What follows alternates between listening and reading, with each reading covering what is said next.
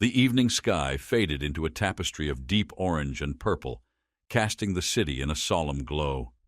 The last traces of daylight clung stubbornly to the horizon before surrendering to the encroaching night.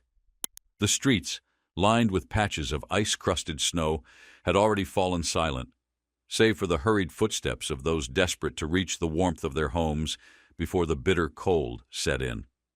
A winter storm loomed on the horizon, and the air carried a warning, a chill so sharp it pierced through flesh and burrowed deep into the bones, urging anyone caught outside to seek shelter.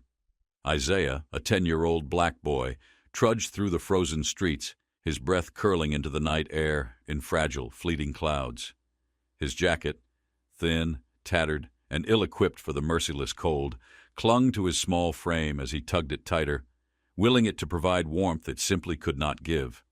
The city lights flickered on, one by one, storefronts locking their doors and drawing their curtains, their golden glow spilling onto the sidewalks, like an invitation Isaiah knew wasn't meant for him. People passed him without a glance, their eyes sliding over him as though he were just another shadow in the periphery of their world, someone who did not belong. But Isaiah had long since learned not to care. He had spent his life navigating a world that judged him before he ever spoke, a world that carried its assumptions about him like heavy chains. But tonight, none of that mattered. A sound, a faint, fragile cry, rose above the howl of the wind. At first it was nearly lost to the storm's whisper, but then it came again, softer but unmistakable. A cry for help. Isaiah froze, his breath catching, his dark brown eyes scanning the desolate street. His pulse quickened. Someone was out there. Someone needed him. His feet moved before he could think, the urgency in his chest propelling him forward. Across the street, a small park lay buried beneath untouched snow, the streetlights barely illuminating the frost-laden ground. Shadows stretched long and eerie across the frozen landscape, but Isaiah pushed forward, his eyes searching, his ears straining, and then he saw it. A small figure, curled up against the base of a bench, barely moving. Isaiah's stomach clenched. He quickened his pace, the snow crunching beneath his worn-out shoes. As he drew closer, the figure came into focus. A boy, no older than 7 or 8, dressed in an expensive winter coat lined with fur, his hands wrapped in thick gloves, his feet tucked into sturdy boots. Yet none of it seemed to be enough. His skin had taken on a sickly bluish hue, his lips quivering as his small body trembled violently. His half-lidded eyes, glazed with exhaustion, barely registered Isaiah's presence. Kneeling beside him, Isaiah gently shook his shoulder. "Hey, wake up," he urged, his voice trembling with worry. The boy let out a faint, broken whimper, his breath barely visible in the freezing air. Isaiah swallowed hard. He knew the signs. He had seen what the cold could do, how it could creep into a person's body and steal the warmth from their veins until there was nothing left. He refused to let that happen. Not tonight. Not to this boy. Without hesitation, he shrugged off his own thin jacket and wrapped it around the child's fragile frame. The cold sliced through him instantly, sharp as a knife, but he gritted his teeth. The boy needed it more than he did. The child's lips parted, a barely audible whisper escaping. "Key cold." Isaiah nodded, shivering as the wind tore through the thin fabric of his shirt. "I know," he said, his voice soft but firm. "But you have to stay awake, okay? I'm going to get you somewhere warm." His eyes darted around desperately, searching for help, but the streets remained empty, indifferent. Calling for someone would be useless. No one would hear him in time. There was only one option. Bracing himself, he slid his arms beneath the boy's limp body and lifted him. He was lighter than Isaiah had expected, but carrying him through the ice-covered streets would be no easy feat. Every step sent sharp pain through his feet as the cold bit through his worn-out shoes. But he didn't stop. He couldn't stop. The world had never paid Isaiah much attention, had always looked past him as though he were invisible. But tonight none of that mattered. Tonight he was the only thing standing between life and death. The icy wind clawed at his skin, numbing his fingers as he clutched the boy tightly, his own body trembling with cold. His breath came in short, rapid puffs, each one dissolving into the frigid night. But still, he kept moving.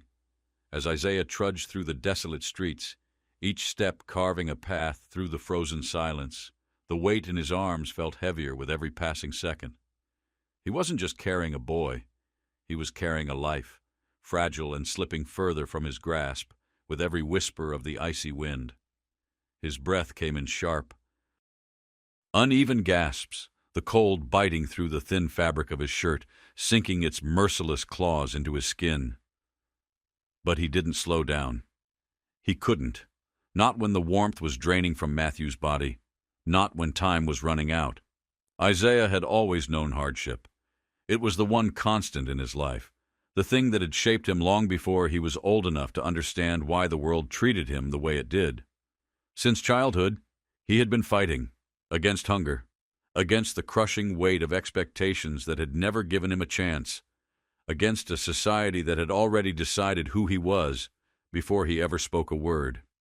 Despite everything, he still believed in doing the right thing.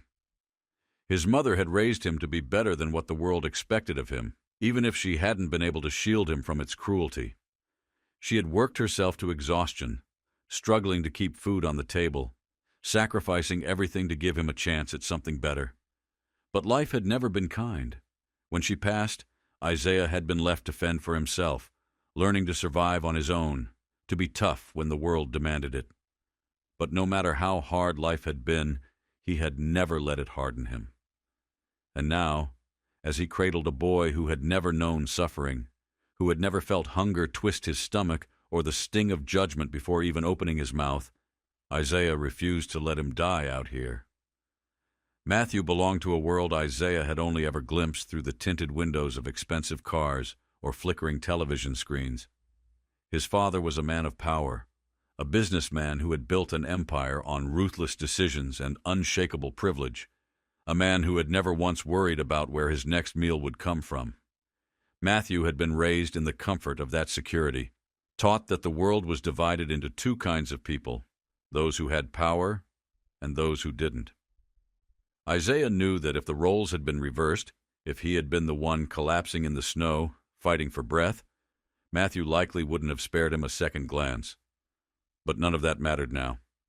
What mattered was that Matthew's body was growing colder. Isaiah shook him slightly. "Hey, stay awake, man. You hear me?" Matthew's eyes fluttered, barely open, his lips parted but unable to form words. He was slipping away. Panic flared in Isaiah's chest. He gritted his teeth, shifting Matthew's weight in his arms, forcing his legs to move faster, despite the fire burning in his muscles. The weight of Matthew's privilege pressed against him, not just in the physical sense, but in the cruel, unspoken reality of their lives. This boy had never had to fight for survival. He had never known what it was like to go to bed hungry, to wonder if he'd have a roof over his head the next night. And yet, here he was, helpless in Isaiah's arms, all the wealth in the world unable to save him now. But Isaiah could. Through the blur of snow and shadows, Isaiah spotted a faint glow in the distance, the neon sign of a convenience store, its light cutting through the darkness like a beacon. A rush of determination surged through him. That store meant warmth. It meant shelter. It meant hope. With the last of his strength, Isaiah pushed forward, his frozen fingers tightening around Matthew's frail frame. When he finally reached the door, he shoved it open with his shoulder, stumbling inside. The warmth slammed into him like a wave, but there was no relief, not yet.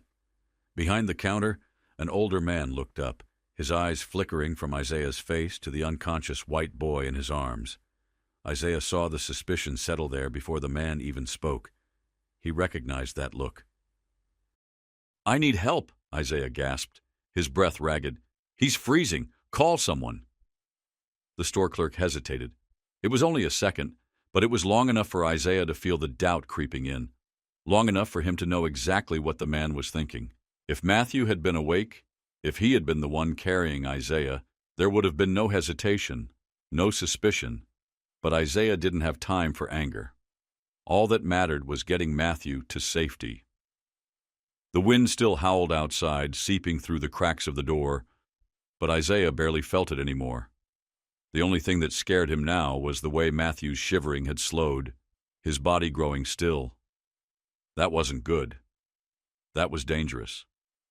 Isaiah had seen enough people suffer in the cold to know that once the shivering stopped, the body had begun to surrender. "Come on, man," Isaiah murmured, tightening his grip. "Stay with me." He had already given Matthew his own jacket, wrapping it around his small shoulders despite the way the wind had torn through Isaiah's thin shirt, leaving his skin raw. The cold had never scared him. But losing Matthew, that terrified him. And then from the corner of his eye he saw her. A woman in a fur-lined coat stepped out of a nearby shop, her arms weighed down with expensive shopping bags. She barely spared the world around her a glance, until she saw them. Isaiah. Matthew. The unconscious white boy in the arms of a ragged black kid, desperate and breathless. Her expression twisted, suspicion flashing across her face like lightning in a storm. "Hey!" she snapped, her voice sharp and accusing. "What are you doing with that boy?" Isaiah didn't stop walking. Didn't acknowledge her. Didn't waste a second on the judgment he felt like a knife against his skin. Because right now, all that mattered was saving Matthew's life. Isaiah didn't have time for this. He didn't have time for suspicion, for judgment, for the sharp, accusing stares that burned into his skin like frostbite. He needed help, and he needed it now. His voice was firm, laced with urgency. "He needs help," he said, his breath ragged, his heart pounding. "Call 911. The woman didn't move.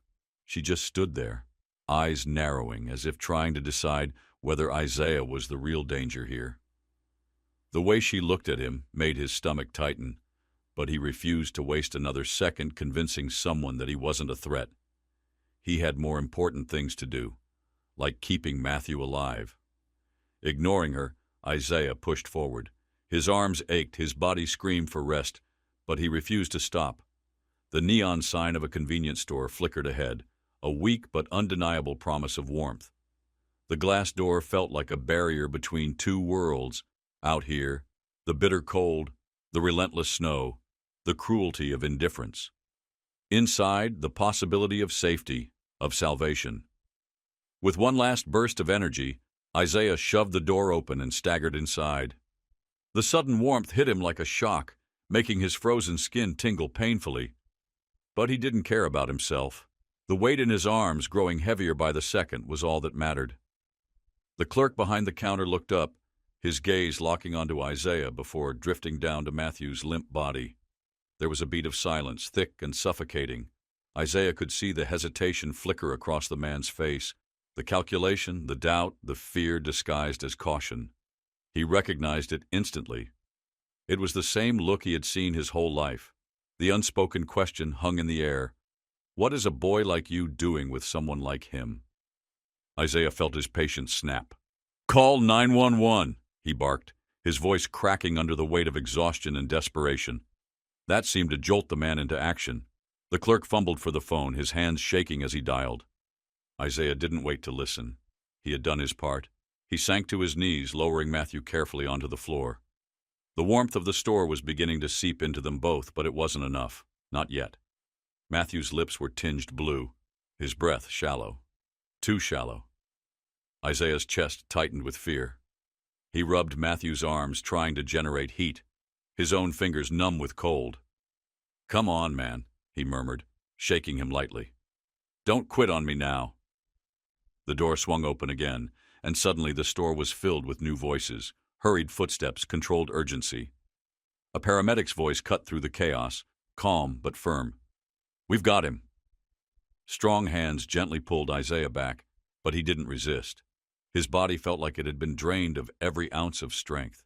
He could only sit there, breathing hard, watching as the professionals did what he couldn't. They lifted Matthew onto a stretcher, their movements efficient, methodical. Someone, a second clerk maybe, knelt beside Isaiah, draping a thick blanket over his shoulders. "You okay, kid?" a voice asked, softer than expected. Isaiah nodded numbly. He wasn't sure if it was true, but it didn't matter. What mattered was that Matthew was alive, that he had done what he could, The judgment, the assumptions, the stares, none of it had stopped him. None of it had mattered in the end, because he had saved a life. The ambulance doors swung open and the paramedics lifted Matthew onto the stretcher with practiced ease. The store's harsh fluorescent lights cast a glare over the ice still clinging to his expensive coat, his pale face barely visible beneath strands of damp frozen hair. His breathing was faint, but steady. Isaiah exhaled, but relief did not come. The weight of exhaustion pressed down on him, his limbs trembling from the cold he had endured without his jacket. Someone had tried to warm him with a blanket, but it was thin, barely holding back the deep, lingering chill that had settled into his bones. He wasn't sure if it was the winter air or the weight of the night's events that had left him shivering. Then, heavy footsteps echoed against the tile floor.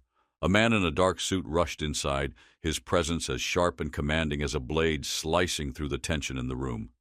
The moment his gaze landed on Matthew, his breath caught. Panic flashed across his face. "Oh my God, Matthew!" His voice was deep, authoritative, almost threatening.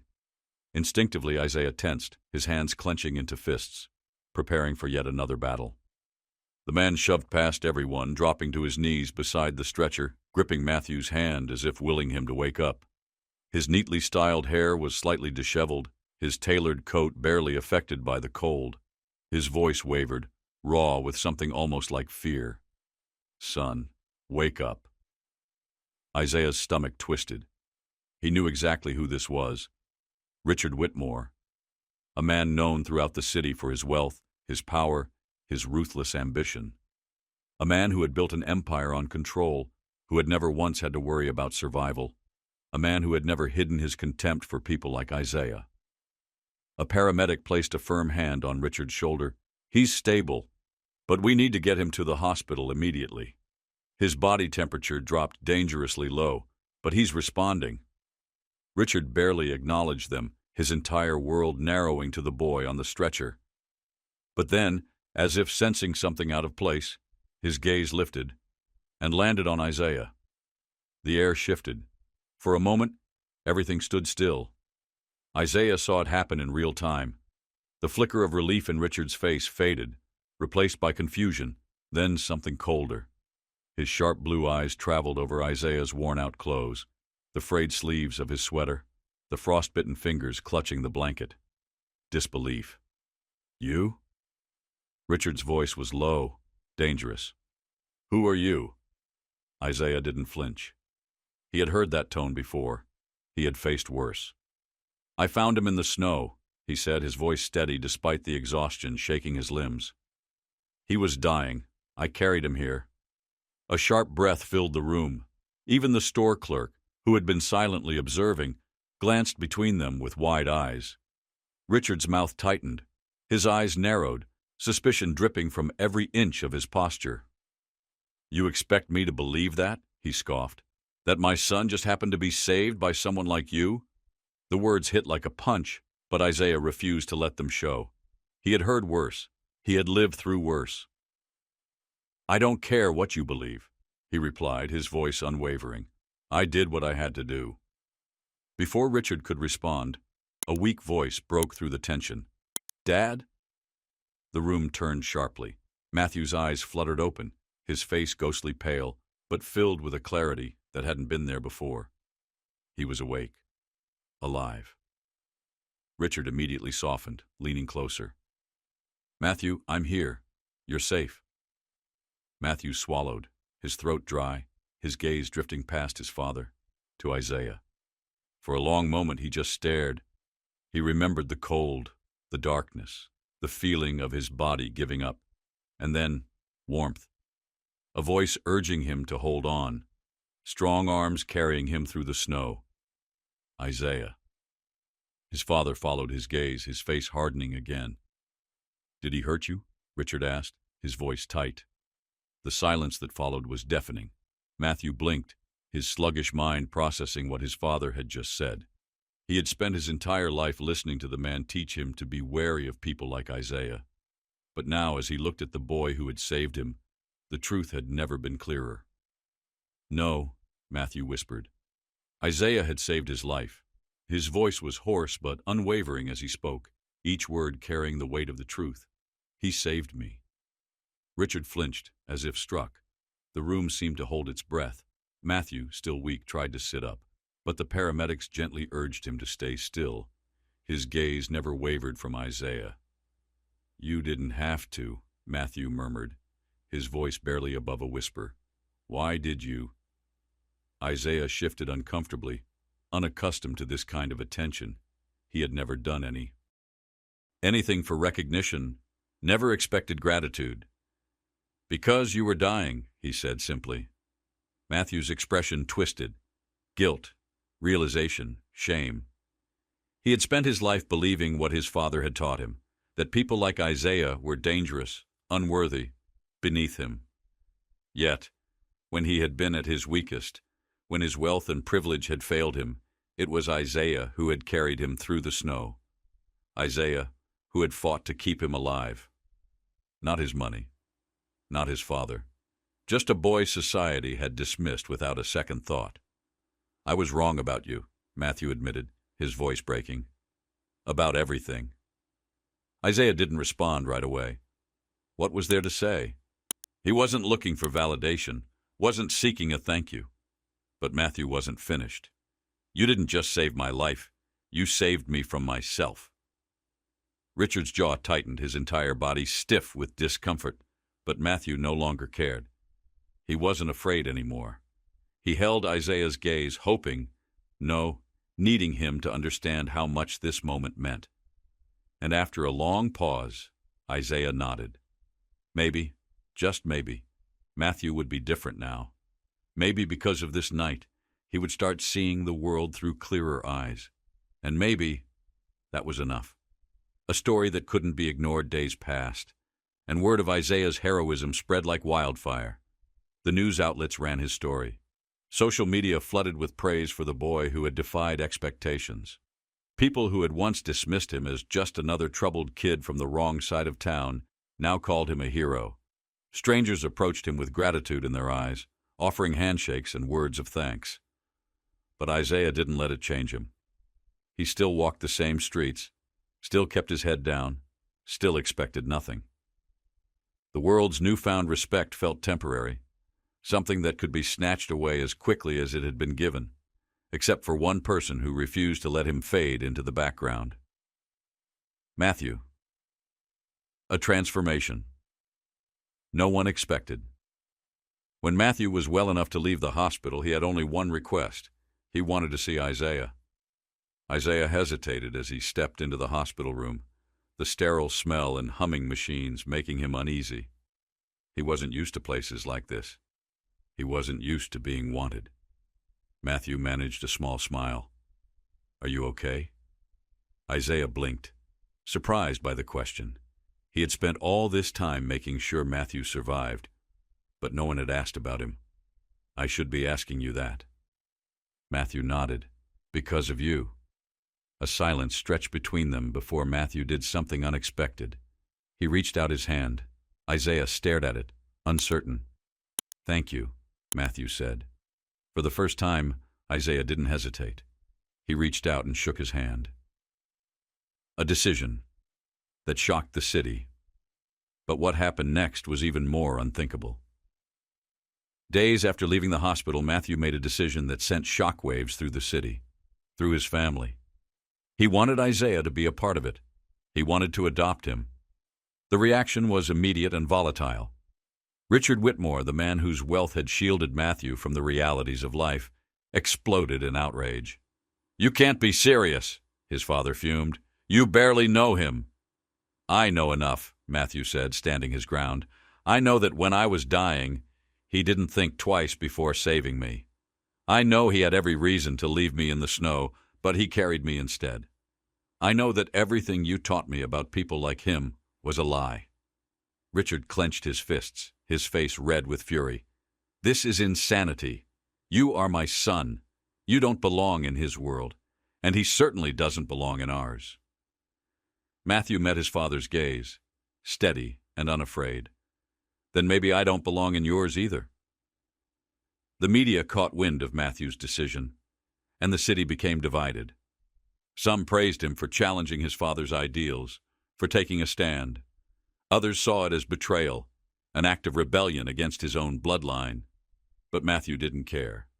One night, he showed up at Isaiah's foster home, determination in his eyes. "I meant what I said," Matthew told him. "You saved my life. Let me change yours." Isaiah stared at him, struggling to process it. "No one's ever wanted me before." "Well, I do," Matthew said firmly. "You belong with me." For the first time, Isaiah let himself believe that maybe, just maybe, he deserved more than just survival. A battle worth fighting. For the adoption process wasn't easy. Richard fought it at every turn, using every ounce of his power to stop it. But Matthew refused to back down. In the end, against all odds, Isaiah became part of the Whitmore family. It didn't erase the past. It didn't undo the years of struggle, the nights spent alone, the wounds left by a world that had been unkind. But it gave him something he had never had before. A home. A story that changed everything. Isaiah's story sent ripples through the city. Conversations that had been silenced for generations were now impossible to ignore. Schools implemented programs to support underprivileged kids. Businesses began investing in marginalized communities. People who had never questioned their own biases were forced to confront them. And at the center of it all was Isaiah, a boy who had been overlooked, dismissed, judged, a boy who had changed everything simply by choosing to do what was right. At a press conference, a reporter asked Isaiah how it felt to be called a hero. Isaiah thought for a long moment before answering. "I don't think I did anything special," he said. "I just did what any decent person would do. The only difference is that, for once, people actually saw me." The crowd fell silent, absorbing his words. And for the first time in his life, Isaiah knew one thing with certainty. He wasn't invisible anymore. The same streets that once felt hostile, where wary glances followed him like shadows, were now filled with people reaching out, not out of fear, but with admiration, with gratitude. They wanted to shake his hand, to thank him, to hear his story. But Isaiah remained the same. He did not bask in the attention or let their praise change him. He had not carried Matthew through the snow for recognition. He had done it because it was the right thing to do. That was all. Yet beyond Isaiah himself, the city began to shift. Conversations that had been silenced for generations were now happening in the open. Schools introduced new diversity programs, pushing for real discussions about bias and inequality. Businesses, long indifferent to the struggles of marginalized communities, began investing in their futures. The blindfold had been lifted. Isaiah's selflessness had not only saved Matthew's life, it had forced an entire city to see the truth it had long ignored. But perhaps the most profound change took root within Matthew's own home. Richard Whitmore, a man who had built his empire on power, control, and exclusion, found himself standing at a crossroads. He had spent his life believing people like Isaiah were different, lesser, undeserving. That belief had been as much a part of him as his wealth, his reputation, and yet he could not deny what had happened, could not ignore that when his own son's life had been on the line, it was Isaiah, not any of his wealthy associates, who had stepped forward, who had carried him through the bitter cold, who had refused to let him die. For the first time, Richard questioned himself. It was a slow unraveling, an uncomfortable realization creeping in like a tide he could not hold back. He watched as Matthew, the son he had raised to follow in his footsteps, stood firmly by Isaiah's side, unwavering, refusing to let go of the bond they had forged. Richard had spent years shaping his son in his image, only to see him break free, choosing a different path. The certainty Richard had once carried, the conviction that his way was the only way, was now fractured under the weight of undeniable truth. The final breaking point came at a community event held in Isaiah's honor. The mayor had invited him to speak, to share his experience, to give voice to the change he had unknowingly set in motion. The room was packed. Reporters, city officials, community leaders, and countless others who had been moved by his story. At the back of the room, Richard stood, silent, arms crossed, unreadable. Isaiah stepped up to the podium. He had never spoken to a crowd like this before, never imagined that anyone would want to hear his words. But as he looked out into the sea of faces, he saw something he had never seen before. People willing to listen. Taking a steadying breath, he began. "I don't want to be called a hero," he said, his voice calm but resolute, "because kindness shouldn't be extraordinary. It shouldn't take a life-or-death moment for people to realize that we all deserve compassion, that we all deserve to be seen for who we are, not for the assumptions people make about us." He exhaled slowly, scanning the crowd, feeling the weight of his words settle in the air. "I didn't save Matthew for recognition. I saved him because that's what we should do for each other. No matter where we come from, no matter what we look like, no matter what the world tells us we're worth." Silence hung in the room like a held breath. And then, slowly, applause began to ripple through the crowd, swelling until it filled the space. Even Richard, the man who had once refused to believe in Isaiah's worth, found his hands moving, clapping against his own resistance, against the pride and prejudice that had ruled him for so long. As the event ended, Matthew turned to Isaiah, his voice thick with emotion. "You changed everything." Isaiah smiled, shaking his head. "No," he said softly, "you changed too." The journey was not over. There were still battles to fight, still minds to open, still systems to dismantle. But in that moment, Isaiah knew that change had already begun. Because it only takes one act of courage to ignite a movement. And sometimes, all it takes to change the world is one person willing to do what is right,